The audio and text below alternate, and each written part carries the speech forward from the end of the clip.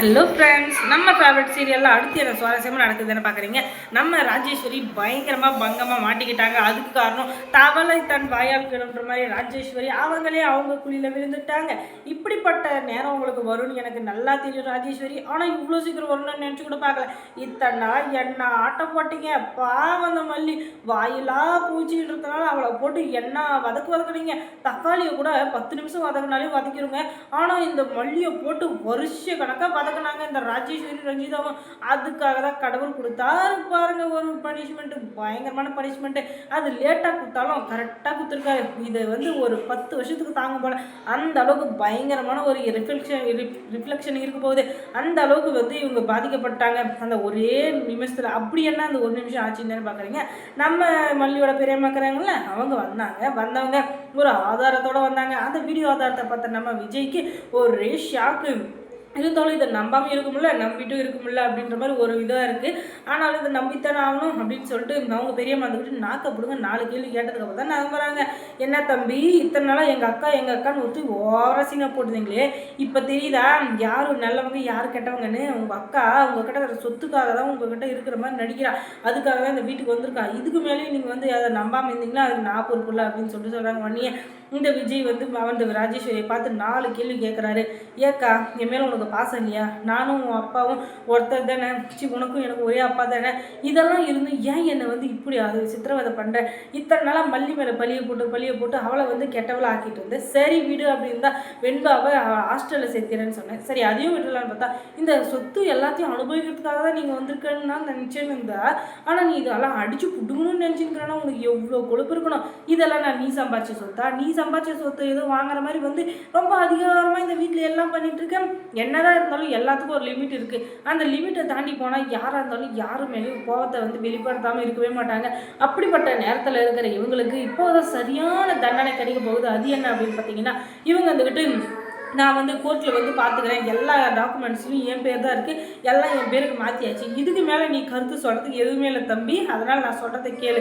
இப்போ வரைக்கும் இப்போ இருக்கிற எல்லா சொத்தும் என் பேரில் தான் இருக்குது, எல்லாமே நான் மட்டும் தான் அனுபவிக்க முடியும். இதுக்கு மேலே நீ ஓவராக பேசினே வச்சுக்கோங்க, நீ வெளியே தான் போய் நிற்கணும். அதுக்கப்புறம் கேட்டுக்கு வெளியே இருந்து தான் நீ பேசணும். அங்கே இருக்க உனக்கு இங்கேருந்து தான் நான் பதில் சொல்லுவேன் அப்படின்னு சொல்கிறாங்க. என்னது ஏன் சொத்து பத்து எல்லாத்தையும் ஏமாற்றி வச்சுட்டு என்னவே நீ ரோட்டுக்கு வெளியே நிற்க வைக்கிங்க?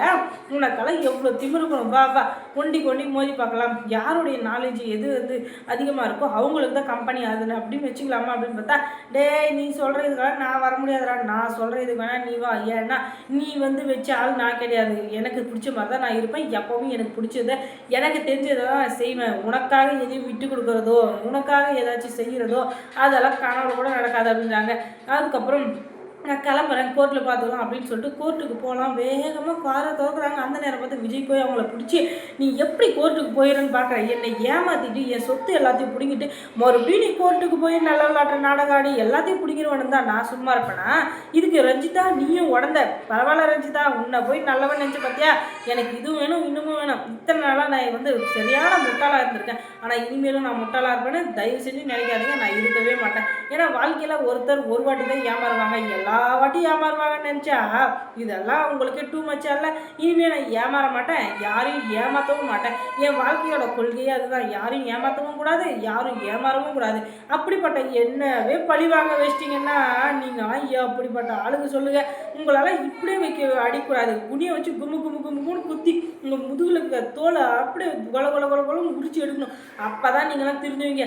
அவன் ஒரு ரூபாய் சோத்துக்கே கஷ்டப்பட்டுருக்கான். ஆனால் நீங்கள் அந்த இதில் உழைப்பில் நீங்கள் டான்ஸ் ஆடிங்கிறீங்க. டான்ஸ் தான் ஆடுங்கன்னு பார்த்தா உங்கள் வாயிலும் வயிற்றுலையும் அடிக்கிற மாதிரி பண்ணுறீங்களே, உங்களுக்கெல்லாம் அது என்ன சந்தோஷம் சொல்லு?